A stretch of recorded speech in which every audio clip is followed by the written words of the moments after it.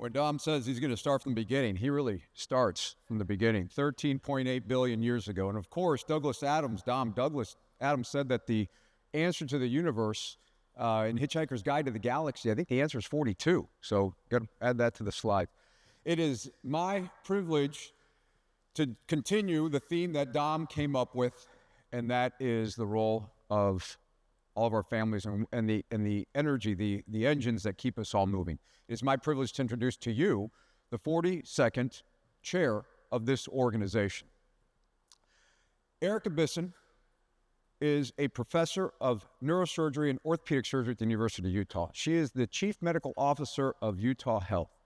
But there's so much more to the story that I'd like to share with you to give you the depth and perspective of our leader. I want to tell you a story about my friend, and it starts in the idyllic town of Poughkeepsie. Randy, did I get that right? I was practicing that. Poughkeepsie, New York, with the Hudson River bathing its shores. There, a young lady begins her academic travels. First, with an interest in being able to master blackjack dealing, which is going to serve her well throughout her travels, as well as a very strong interest in bourbon, which she has lent to my wife, which has served me well, and the interest in the old-fashioned, which I'd never even heard of before until I had met Erica. So from Poughkeepsie, Randy, I had it and I screwed it up. She goes to the University of Vermont, where she is now on a trajectory to become a psychologist. So she gets a degree in psychology, and she also becomes a master in mixology, which serves her very well for the simple reason is that there's a young man who is going to turn 21, goes into an establishment named Nectar, and there behind the bar is Erica, and Erica prepares his first fermented drink that he can consume, at least legally. And from there begins a 32-year journey that continues to this day. She graduates with an interest in becoming a psychologist, get a PhD in psychology, and for that, the spirit told her, go west. So she's going to go to San Diego. Randy shows up at his house, tells his mom, in 3 days, I am moving to San Diego with Erica. I can only imagine what my mother would say. But there's a little problem. They have a Honda Accord and a recent purchase from Pier 1 where they have a Bisson chair that's not going to fit in the Honda Accord. So they're going to rope it to the top of the Honda Accord. How this thing made it all the way across the country, I guess, was empowered by a CB radio that they used, which I guess was Erica's contribution to the communication portal. And so that Bisson chair, just imagine that thing going all the way across, rattling on there. And there comes the next phase where Erica now is going to be not only dealing blackjack and mastering the old-fashioned and continuing her interest in bourbon, but also beginning to lay the groundwork for becoming a PhD in psychology, getting her credentials together. And then, of course, the mixology as well. Randy, to the best of my understanding, you were selling perfume, right? I didn't. So then, but that interest in psychology gives way to an interest in medicine. And now Erica is headed in a completely different direction. And from San Diego, the sojourn out west ends, and then Randy and Erica are on their way back to Boston, where she is going to be a medical student at Tufts. She graduates, and now she's going to become a general surgeon. Not only a general surgeon, she's going to go into vascular surgery. And as a vascular surgeon, now she is going to match, and she's going to end up back at Vermont, where she is now going to start her residency, but she makes the most, so from there over back to Vermont, and she makes a decision, which is very telling, because all she had to do is stay the course, take the path of least resistance. She's in a residency, a hard residency to get into. She's on her way to be a vascular surgeon. Who could argue with that? But she has a moment of clarity and says, neurosurgery is for me. And so not only does two momentous things happen, she abandons a certain path, takes a path less traveled and uncertain, becomes a neurosurgery resident, and welcomes this little guy who's a strapping, handsome young man now in the front, She becomes a mother. There's Cole. And then the young family is beginning now to engage in some even more exotic travels, because every spine surgeon needs to know how to do a Japanese EC-IC bypass, and Erica filled that. And there she is. That's where she's learned. But at the same time, now in the local garb, there's Randy as a veritable samurai sword included, and Erica in the local garb as well. And then also consuming the local fermented beverages. And there's Cole. Who knows what's in that sippy cup, Cole? It's Japan. So back to finishing the residency at Vermont, and she does a fellowship with Ron Affelbaum at University of Utah. I asked Erica, I go, what is it that Ron Affelbaum taught you? She said, master craftsmanship. And that's where we find Erica, and there now intersects an organization, which is how I came to meet Erica, if this thing's going to play. The spine section, which is where all of us have the Brownian motion happens. And during this time, there is a very passionate leader who recognizes that there is much to do with randomized controlled trials. We have Zoe in the audience. Zoe came up with this is Zoe's publication on the SLIP trial, which came up with completely diametrically opposed data to our Norwegian colleagues. And so the visionary that Praveen is said, we have a mechanism to determine whether or not or a direction of what it is that we do to show the efficacy of the work that we do as spine surgeons. But we need to operationalize that. And so Marjorie Wang says to Erica at a meeting that we just all end up, Marjorie says, you're at a QOD site. Why don't you go to this meeting? And I think we heard about that in Dan Ho's introduction. And Erica does. And as a result, Erica now, along with Mo and under the leadership of Praveen, start the QOD study group. And then everything speaks for itself. Where's Eric? Eric, this is the slide you lent me. Quit texting someone and listen to what I'm saying here. Hurting my feelings. This is the production of the output that the QOD study group has done. This has been under the directorship, all the Zoom meetings that we had. We had our meeting today that goes over all of the production. This is what our societies are to do. It demonstrates the efficacy of the work that we do, and this was under the leadership of our chair. 217 manuscripts and counting.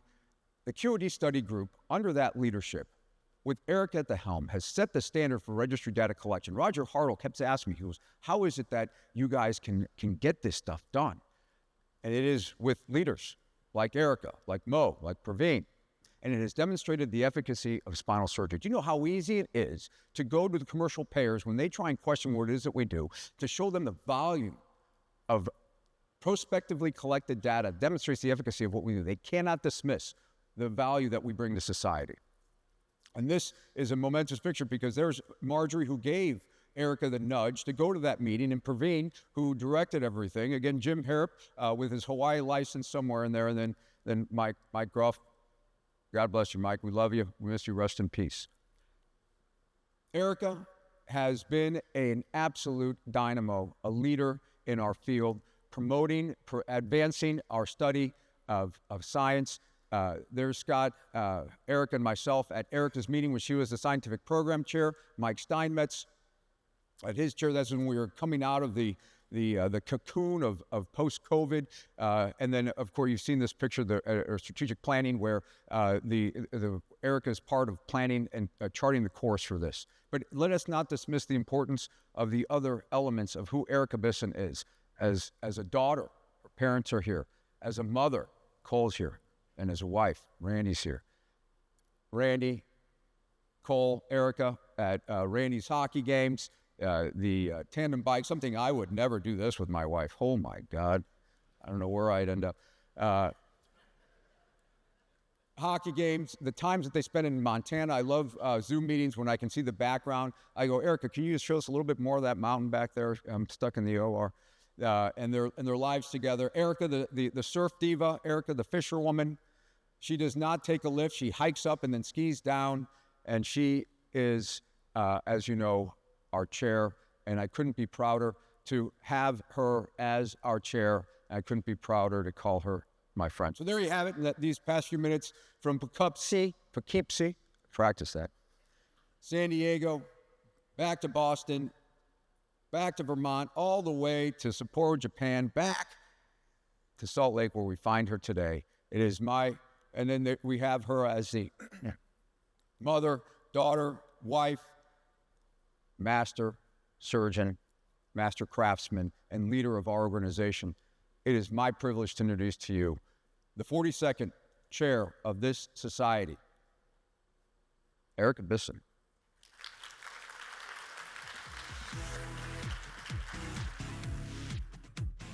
Thank you, Lou. Very kind introduction. Good morning.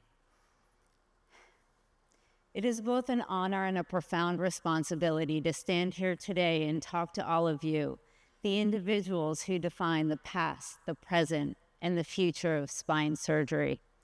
I often think of something one of my mentors during residency said. He said, choose the field where you see not what was or is, but what can be. That wisdom guided me to spine surgery, and today I'll use these words not only to talk about the allure of our field for all of you out there undecided, but also to reflect on how far we've come, the bold thinkers that have delivered us here, and most importantly, the three things that I believe drive our continued potential. I want to start with what was. When I entered the field, there was only one spine surgeon that was in neurosurgical chair.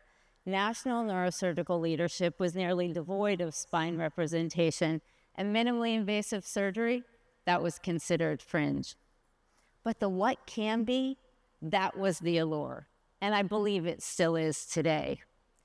You see, not only does spine surgery require mastery across every dimension, the physical demands of complex procedures, the intellectual challenge of clinical decision-making, and the emotional responsibility for patients' lives and livelihoods. But it also requires comfort with discomfort and knowing that we don't always know. The future of spine surgery perhaps attracts us most because it's the least defined, the most gray, with the greatest opportunity. I don't know if any of you recognize this individual. This is Alan Kay, a computer scientist, a pioneer, and a genius in his own right. He was actually reading by the age of 3 and had read over 150 books before starting school. Kay was a visionary force in a think tank out of California in the late 70s, and he is known for developing the prototype of what we think of today as personal computing. Think notebooks, laptops, tablets. Kay's credo was the best way to predict the future is to invent it. So today, while our field is complicated, complex, and filled with equipoise, it provides each of us individually and collectively with the ability to investigate, discover, interpret, and implement, inventing our future. As a junior attending, I remember seeing 2 patients in clinic, nearly identical MRIs and similar clinical histories. For one, I recommended fusion. For the other, conservative management. When I stepped back and asked myself why, I realized it wasn't some facet of the imaging, it was how the patients described their histories, their symptoms, and how they talked about their goals, their fears, their life. I remember thinking, is this a failure of evidence-based medicine, or is it just evidence-based medicine in the context of human experience? Now that highlights a critical gap in our ability to capture and learn from every nuanced decision.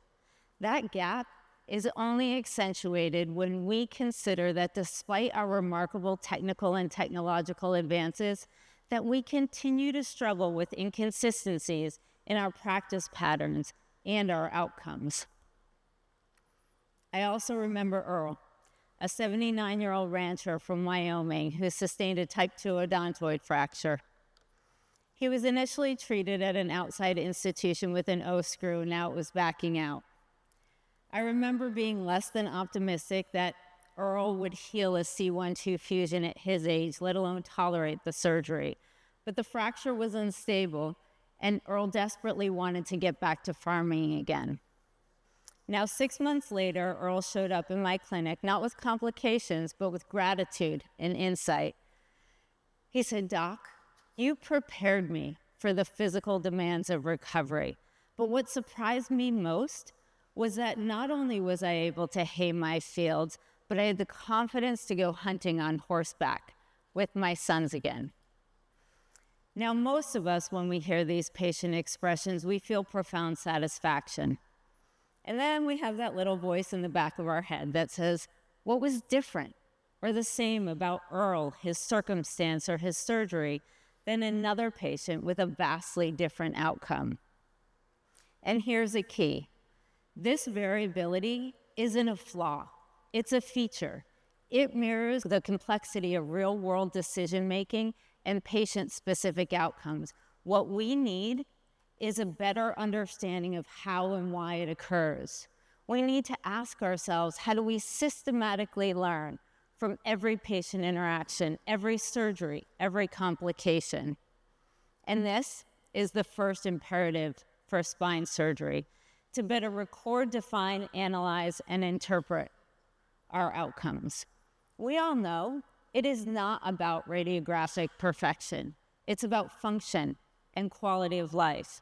How we do this and how we measure success will define who we can be.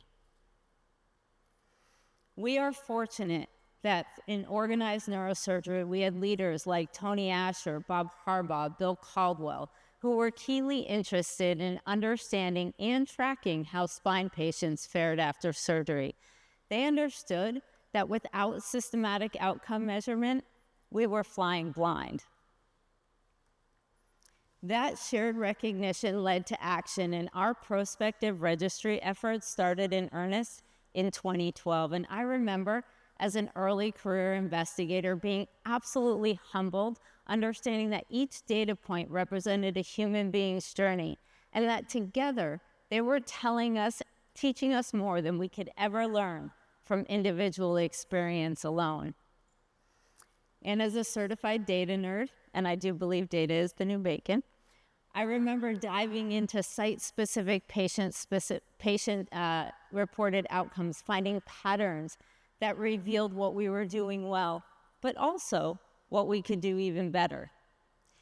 This registry represented a fundamental shift from measuring volume to measuring value.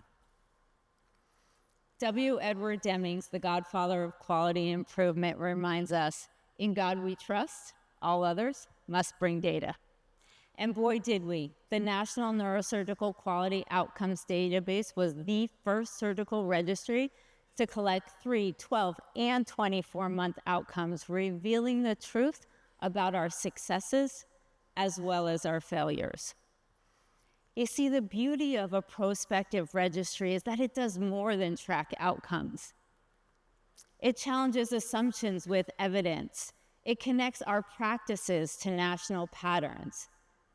It reveals where our intuitions may be failing our patients, and it allows us to ask hard questions and get honest answers. Now, there is no paucity of important questions facing our field today. What biologics to use for what surgeries and in which patients? What are the long-term implications of motion preservation? And which surgical approach is best for getting patients back to work quickly? Answering these questions builds on the strong foundation of who we are today. This is where our section has played a crucial role, facilitating collaboration, supporting multi-site research endeavors, ensuring that our discoveries that provide the evidence base our patients deserve reach clinical application. Now, in order to fully realize this priority for the section and for all of us as spine surgeons, we will need to stretch to who we can be, continuing the push or pull for large-scale prospective data collection. I have to be honest, every time I hear the word stretch, I'm immediately brought back to my childhood playing with Stretch Armstrong, a toy that if you let go would revert back to his original shape. Now, I am proud to say that through our organizations like SpineCorps, the NeuroPoint Alliance, and the American Spine Registry, that we continue that push and that pull. And for all of you born after 1990, you'll get the reference when it comes on your TikTok feed later today. The second imperative for spine surgery is to embrace data science, AI, and machine learning to help us digest and translate that vast amount of information that will help guide future care delivery models, information that will help us refine the next generation of surgical techniques, and information that will help as we move towards more personalized treatment strategies. Yet data and technology, while essential, are alone insufficient. They are only as powerful as our willingness to adopt them with the appropriate mindset. Embracing data with a mindset of continuous improvement instead of just proof of competence sounds easy, but is often difficult. It requires us to acknowledge our confirmation bias and dare ourselves to find patterns in the data that conflict with our prevailing ideas. To shift our mindset, we also need to learn to listen to colleagues from other disciplines with fresh thinking and students who challenge our assumptions with naive curiosity. This always makes me think of a recent foreword from a recent neurosurgical clinics authored by Adam Cantor and Nick Theodore that said, "The past 3 decades have been a remarkable journey, showcasing leaps in surgical approaches and techniques that have forever transformed how we treat patients with degenerative, traumatic, neoplastic, and infectious processes." They went on to say, as we look to the future, spinal surgery continues to advance at an unprecedented pace, benefiting from the cross-pollination with material science, imaging physics, and robotics. I couldn't agree more. It is the marrying of these unique perspectives that advantages us. And it's more than just bringing in and learning to listen to colleagues from other disciplines. We, too, need to shift our thinking in order to continue to advance. Albert Einstein reminds us we cannot solve our problems with the same thinking we used to create them. And so today, with fresh thinking, we'll solve yesterday's gray. And tomorrow, through an even newer lens, we'll illuminate today's unanswered questions. Asking hard questions, accepting honest answers, and embracing curiosity against convention takes courage, humility, and mental flexibility. This is where we shine. Our past and present have repeatedly flexed those muscles. I think it's kind of like doing 100 push-ups a day. That one's for Lou. Our greatest advances have come from surgeons willing to challenge convention, from the heretical ideas of using metal rods to correct deformity to the development of minimally invasive techniques. This pattern of bold innovation while facing skepticism exemplifies our profession.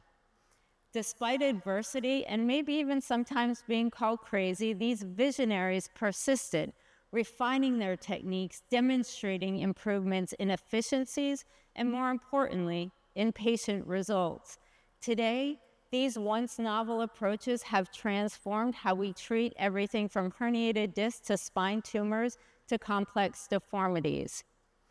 The skeptics who once questioned them now routinely employ them, illustrating how bold innovation becomes standard practice when outcomes speak louder than convention.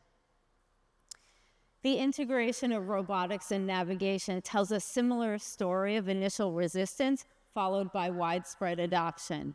Now, despite vocal critics, future-oriented surgeons recognized that this technology wasn't replacing surgical skill, it was enhancing it. They delivered improved accuracy and reduced radiation exposure, ultimately validating the utility. And today, these are standard tools in our armamentarium. We've consistently proven that leaning into that new idea with curiosity, pushing boundaries, often leads to improved outcomes, setting our pace and our trajectory to who we can be. Now, just as data and technology are alone insufficient for innovation, Bold ideas need to be enriched and enhanced with the inclusion of diverse voices. As only the third woman to serve as your chair, I've experienced firsthand how different perspectives strengthen our field. The best ideas come not through a single lens, but from a chorus of voices challenging each other towards excellence. This is the third imperative for spine surgery, to truly understand that inclusion is more than an ethical obligation, it's a strategic advantage.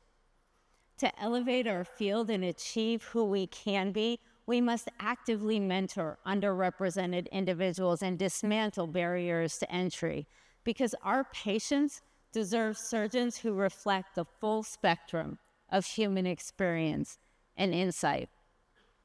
Now, earlier I referenced the honor of speaking to the future of spine surgery. I believe that who we are in the future isn't just technologically advanced, it's intelligently human and diverse. It will require we have courage to disrupt convention and build a culture that values evidence-based collaboration over ego, using our collective experience not only to predict surgical outcomes and pioneer new techniques, but understand what success means to each and every one of our patients. Each one of us in this room has the opportunity to drive meaningful change. For one person, it may be through spinal cord injury research. For another, through mentoring students and trainees, and another through pioneering innovative techniques or advocacy, and another through developing registries where every surgery contributes to the advancement of our field. In aggregate, our collective efforts will unlock who we can be. So I talked about 3 imperatives, and now I want to challenge each and every one of us to embrace curiosity, because every patient teaches us something if we're willing to listen. To champion measurement, because our best and our worst outcomes provide our greatest opportunity.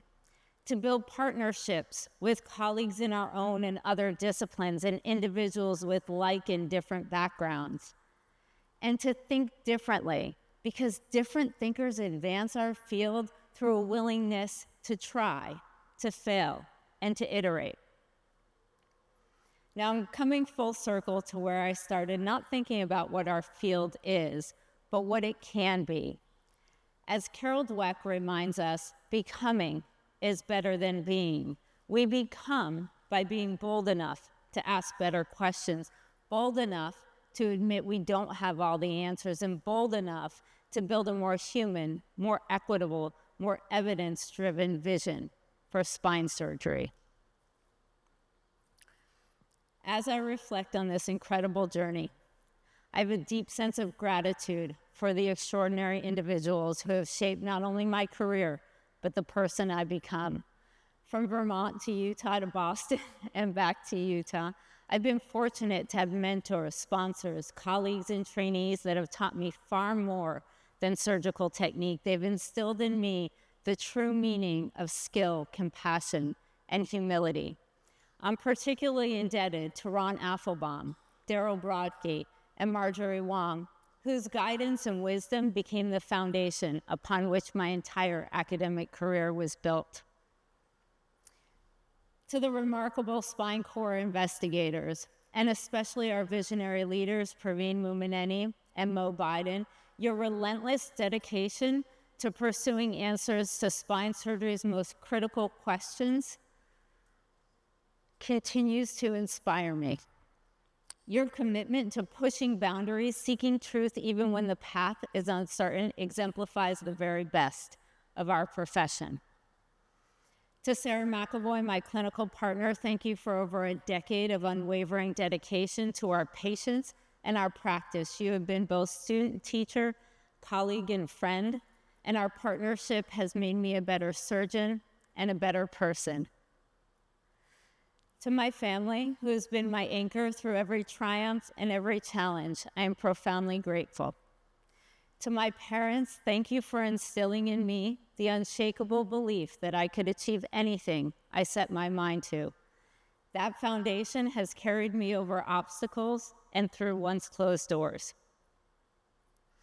To my son Cole, my greatest gift, watching you grow into the remarkable human you are today has been the privilege of my lifetime. Your grit, tenacity, and drive, beautifully balanced with compassion and humor, remind me daily of what truly matters. You are my proudest accomplishment. And to my husband, Randy, thank you for 36 years of unwavering support, boundless love, and true partnership. Through every late night and every challenge, you have stood beside me with grace and strength. I'm deeply thankful for every coffee clutch, every sunrise, every cocktail hour, every moonrise, and all the moments in between.